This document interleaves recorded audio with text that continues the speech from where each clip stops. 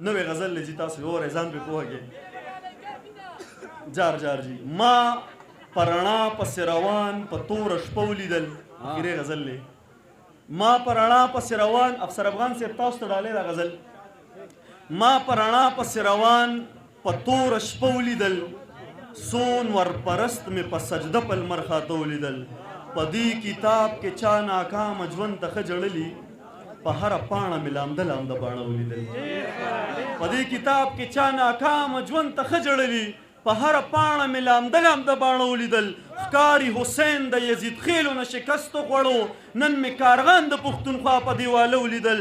بس یو ګوډی د پلاستیک وه، یو سوچه مسلمان، زه مخکې نه وایم چې څه وشو ما څه ولیدل.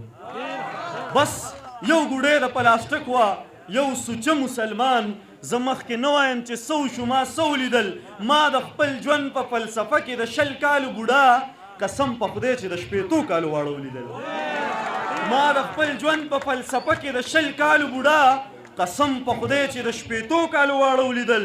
مونږ ابراهیم غوندې د خدای په رحم دومره مین، مونږ په اور کې هم بلا بلا خواږه ولیدل. څه نظربندو په دې ښار کې په ژوند نه پوهېدل.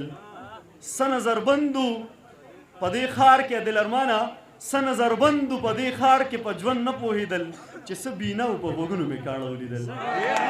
زلمیه وایه تا په دې ځنګل کې څه ولیدل، ما 4 شلو کې 80 سړي خواره ولیدل. هغه وینې والا نظم ویمه د دې لږ په فرمایش باندې بیا به وی چې ودې نه وی پرېږده چې ویم دا. زما سوال دی مینه څه ده؟ دې نظم ستاسو خواله راوستی یم. ها زما سوال دی مینه څه ده؟ یو وړه شان مجموعه ده، زه یم فکر د عنوان دی، پکې لویه فلسفه ده.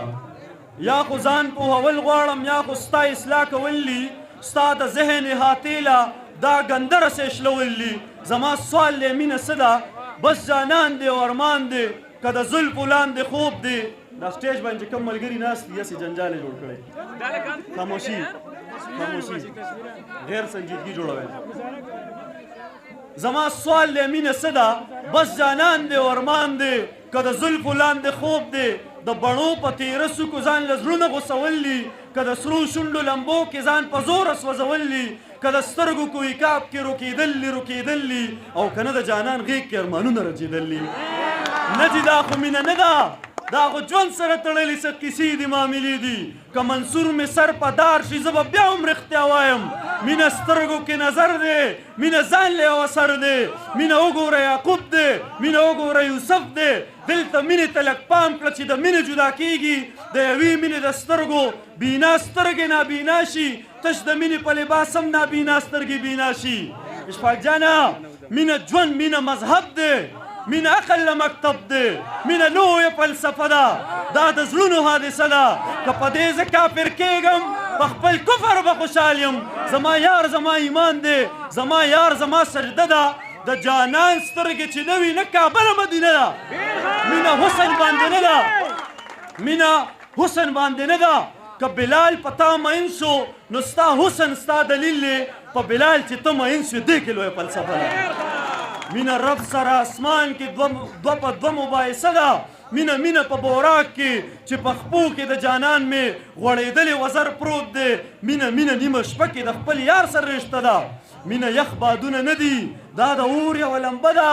دا چې سرې بسر کې وینې دا په مینه شین جنت دی. غرغنډې چې پرې بلیږي او دننه شنه باغونه، دا سبل څه نه دي، د نمرود دور کیسه ده. مینه څه ده؟ مینه څه ده؟ دا په ځمکه اسمان نه ده. بس چې ځان درته سینګار کړي، د غنمو یو دانه هم پیغمبر په ځان مین کړي. مینه دومره لیونی شي د غنم په بدله کې جنتونه کړي قربان. مینه ناز، مینه انداز دی، دې ته غوږ شئ. مینه ناز، مینه انداز دی، د موسی د جلال راز دی، د عیسی د حکمت نوم دی، د داود د نغمې ساز دی.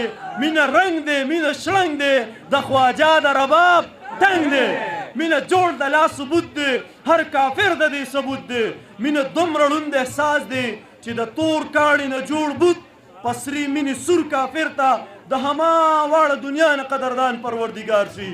مینه سړي که مینه درد دی، چې د وینې موج کې راشي د فارس ظلمت سبا شي او د جهل شپې رڼا شي یو بېنومه محبت ته ستا شعور کې عقل راشي او وجود دې هم فنا شي ای زلمیه ستا په مرګ به محبت د ژوند بقا شي بس همدا به محبت وي چې د مرګ را پیدا شي چې د مرګ را پیدا شي چې د مرګ را پیدا شي